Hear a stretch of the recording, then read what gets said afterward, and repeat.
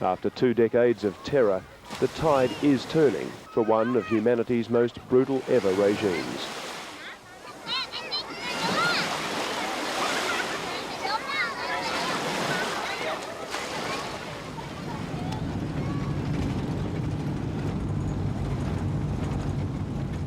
One place you can see the change is here, on the road to the coastal town of Kep.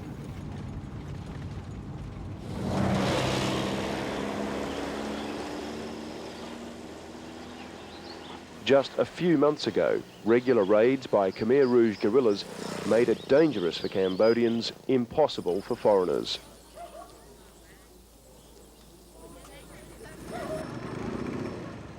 Last time I was here, 3 foreigners, after having been kidnapped from this train, had just been murdered by the Khmer Rouge. But the government had also cut a secret deal to end the guerrilla threat by getting a senior guerrilla commander to defect with several hundred fighters and their families.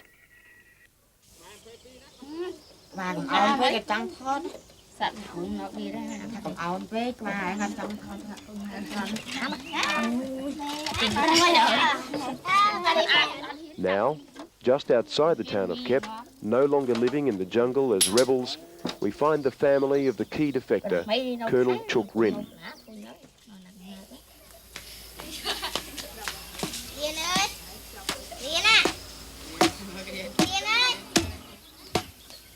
CHOUK RINH's wife looked after the hostages on their first day in Khmer Rouge hands.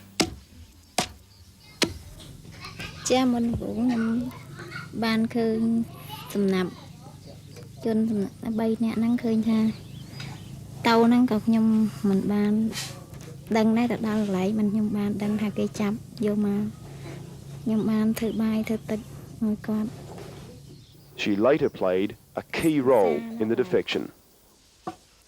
The government took her to a hairdresser in Phnom Penh. She went back to the jungle and told her husband to change sides.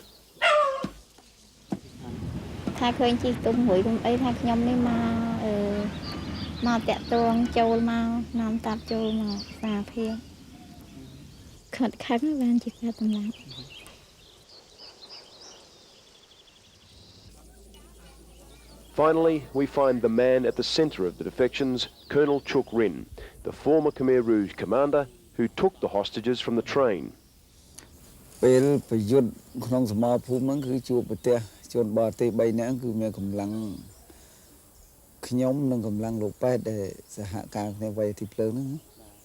says he knew nothing of the hostages' fate when he joined the government ranks, promising to help save the foreigners.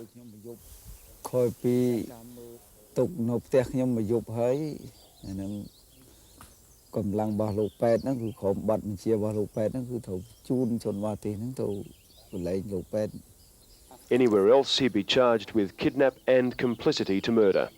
Instead, he's been made a government officer for clearing this area of guerrilla war.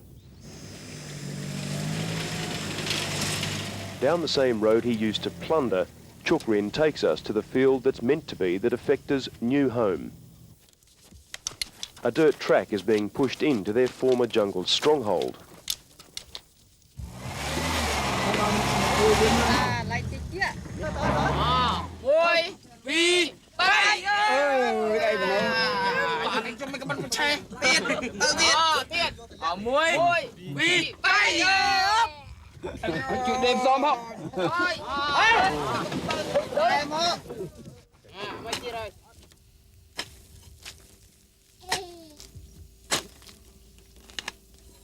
With this patch of dry scrub the foundation of their new life, it's easy to see how some may be tempted by the freewheeling days of banditry and the gun.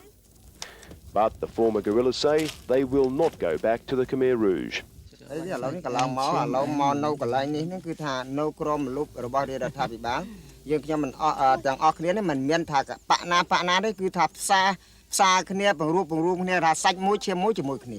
leadership is old.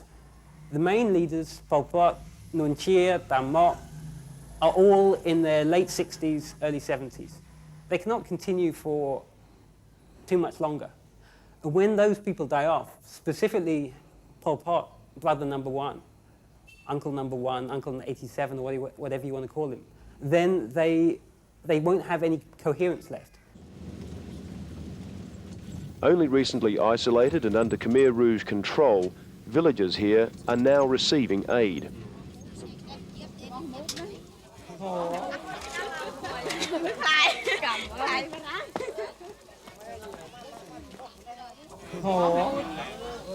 It may look like something from Pol Pot's killing fields, but this time the people are smiling.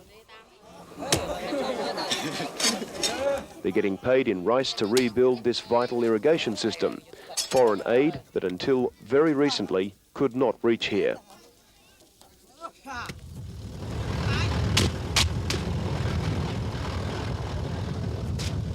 We head further north. Only months ago, it was totally off-limits guerrilla country.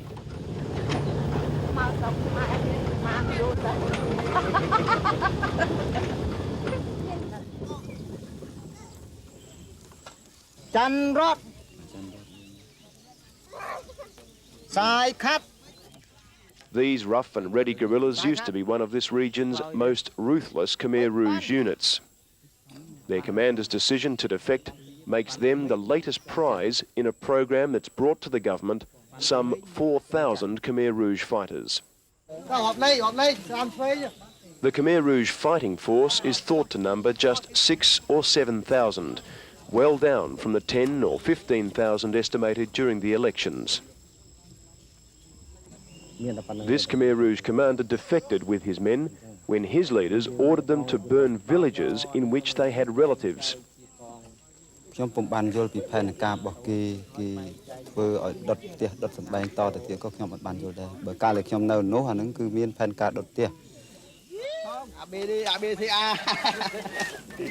For many, the choice between the Khmer Rouge and the government is not a matter of ideology. It's economic, and at the moment, life with the government, as basic as it may be, is better.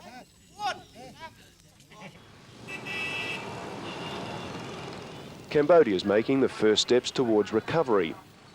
But some warn without proper controls on government corruption, the new investment could be a double-edged sword, playing into the Khmer Rouge hands. Critics say more than half of Cambodia's foreign investment is in casino and tourist resorts, not the industry or infrastructure needed to give Cambodians jobs and a future.